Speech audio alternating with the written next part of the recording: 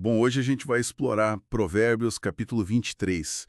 Sabe, é um texto antigo, Uhum. mas assim, cheio de conselhos super práticos sobre como lidar com gente, com dinheiro, nossos próprios impulsos. É verdade. Funciona quase como um guia de sobrevivência mesmo, para navegar situações complexas, sabe? E foca muito em discernimento, em moderação. Vamos dar uma olhada nos pontos principais? Começa de um jeito bem forte, né? Falando sobre jantar com alguém importante, um governante. A recomendação é: põe uma faca à tua garganta se tens muito apetite. Nossa, intenso. Bem intenso. Não é só sobre boas maneiras, né? É um chamado para ter uma autoconsciência, assim, extrema em ambientes de poder. Exato. E que a comida ali é enganosa. Tipo, pode ter um custo escondido, uma obrigação. Exatamente isso. Pode vir com uma agenda, né? E isso já conecta com o aviso logo depois, pra gente não se esgotar tentando enriquecer. Ah, sim. Aquela parte que diz que a riqueza cria asas e voa. Uma imagem muito boa. Poderosíssima. Mostra como ela pode ser ilusória, né? Se for o único foco da vida. Simplesmente some quando você mais acha que tá seguro. Faz todo sentido. É um contraste, então, entre correr atrás de algo que some Que é passageiro isso? e buscar valores mais sólidos. E essa ideia de aparência enganando continua, né? Com um aviso sobre o homem de olho mau, mesquinho. Ah, esse é clássico. Aquele que te chama, come, bebe, mas tipo, o coração dele não tá ali contigo. Pois é, e o texto é direto ao ponto. Você vai passar mal, tipo, vomitar o bocado que comeu. E seus elogios foram à toa. Que situação. Totalmente. É uma lição sobre perceber a falsidade por trás daquela oferta, daquela gentileza aparente. Perceber as intenções, né? Exato. E o custo não é só material, sabe? É um custo emocional, relacional.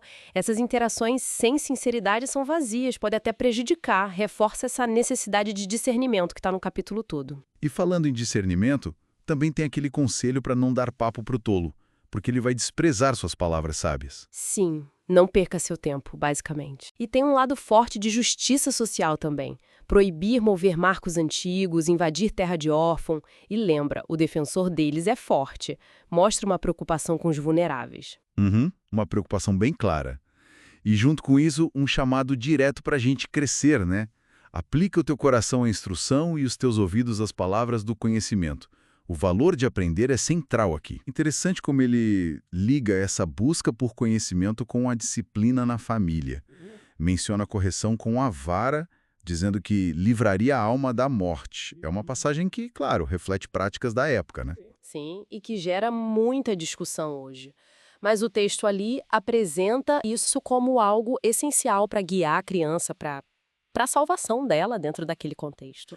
Dentro daquele entendimento, o texto enquadra como um ato de amor, né? Visando o bem maior. Exatamente.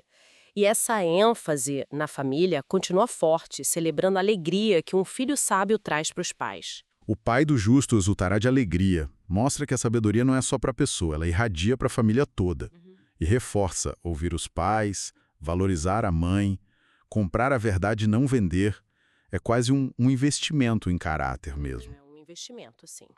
E que ajuda a proteger contra outros perigos que o capítulo também aborda, tipo a inveja dos pecadores. Assim.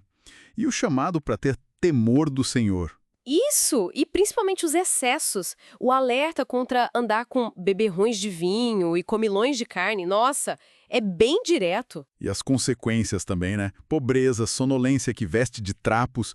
Mas a descrição dos efeitos do vinho é, uau, muito gráfica. É muito gráfica. Vai muito além de uma ressaca. É uma pontura viva do vício mesmo. Aflição, briga, ferida sem causa, olhos vermelhos. Aquela parte que fala que o vinho parece atraente no copo, vermelho, resplandece, desce suavemente. Isso, a sedução inicial. Uhum. Mas no fim, morderá como a cobra. Que imagem!